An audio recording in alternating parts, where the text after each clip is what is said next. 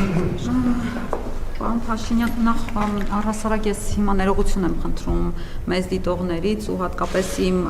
որդիներից, որոնք կարող են համացանցում այսպես թերթելով պատահաբար հանդիպել այս տեսանյութը։ Ես հիմա հատվածներ կընթերցեմ ձեր հեղինակած մտքերից H19-րդ երկրի հակառակ կողմը։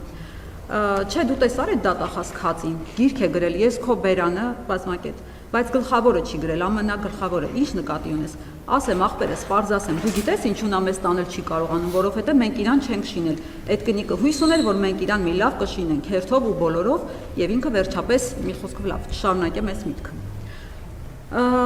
Հետո դուք նկարագրում եք արձանի նկատմամբ ձեր ցանկությունները, ասում եք, որ նա կարծես արձանի այդպես տինքներն եք նկարագրում, բան ու ասում, որ նա կարծես ասում էր վերցրու ինձ։ Դրանից հետո դուք խոսում եք տարբեր աշխարհաքաղաքական կենտրոնների մասին, միևնույն է, մեջբերում եմ էլի հատվածը, միևնույն է, ամերիկացիք գ են, եվրոպացիք էլ, դառնացած ասած Մարկոն,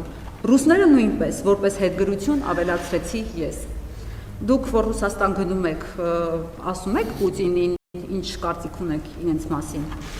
Հաջորդը, կողեմ քո Ամերիկան, կողեմ քո Եվրոպան, ընդհանուր առմամբ եւ ըստ երկրների։ Կողեմ քո Ռուսաստանը, քո ջհուդամասոնականությունն էլ, Սորոսն էլ վրեն։ Ով է այն երջանիկը, որ մեզ կարող է ուղղորդել։ Թրամփի այդ հանդիպումներում այս մասին ասում եք, արծարծում եք, թե չեք ասում։ Եվ ինձ համար ամենատարակուսելին, անկեղծ ասած, պատերազմի դրվագում ձեր նկարագրություններ, էլի մեջբերում եմ։ Ամենահրեշավոր պատերազմը այն է, երբ նրա աղմուկ աղաղակը խեղդվում է ծափ ծիծաղի, երկու պարի, երաժշտության ու համերգների, պարգևների ու օվացիաների խառնիճաղան ճխորի մեջ։ Այդ ալիքների տակ է, որ խլանում են գերվածների հառաչանքները, զոհերի մայրերի, քույրերի կանանց ողբը, ովքեր իրենք անգամ չեն կռահում, որ իրենց որդիները, եղբայրներն ու ամուսինները զոհվել, գերեվարվել, կործանվել ու ավերվել են պատերազմի դաշտում, չունենալով անգամ պաշտպանվելու հնարավորություն, չիմանալով անգամ, որ իրենց դեմ պատերազմ մղվում, որ ահա գտնվում են պարտության եւ օրհասի շեմին։ Ես տեսնում էի այդ պատերազմը, այն ծվարել էր հարմարավետ սրճարանների, աղմկոտ ռեստորանների, գիշերային ակումբների, կառուցվող շենքերի, զզվելի առանձնատների,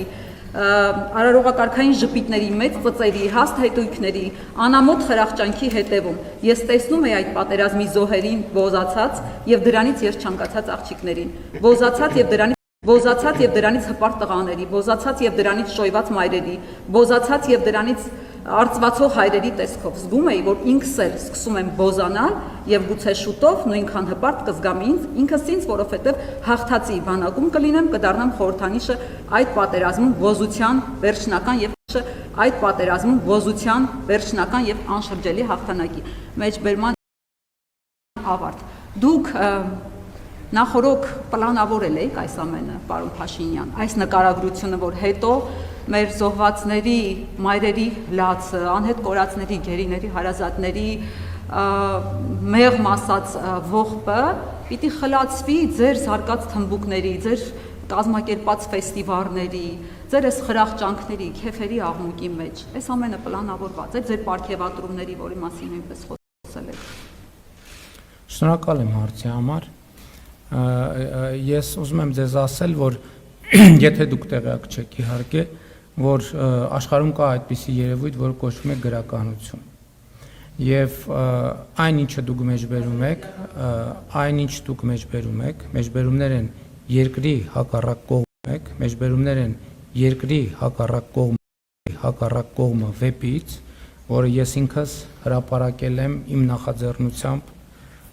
եւ հրատարակչի գուցե նախաձեռնությամբ 2018 թվականին։ Ես դա չհրապարակված ժամանակ հրապարակել եմ հայկական ժամանակորաթերթում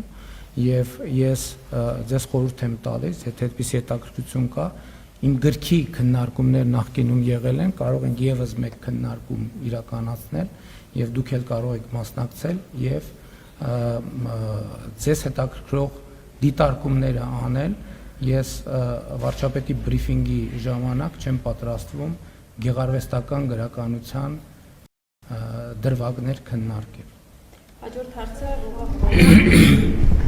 Պարոն վարչապետ, դուք կառավարության նիստի ընթացքում անդրադառնալով հեղուկ գազի գնին, ասացիք, որ հաջորդ դեկտեմբերին այդ գնի բարձրացումը տեղի չի ունենա, նկատի ունենալով, որ ճանապարհների ապահովության կապման կոնտեքստում տեղի չի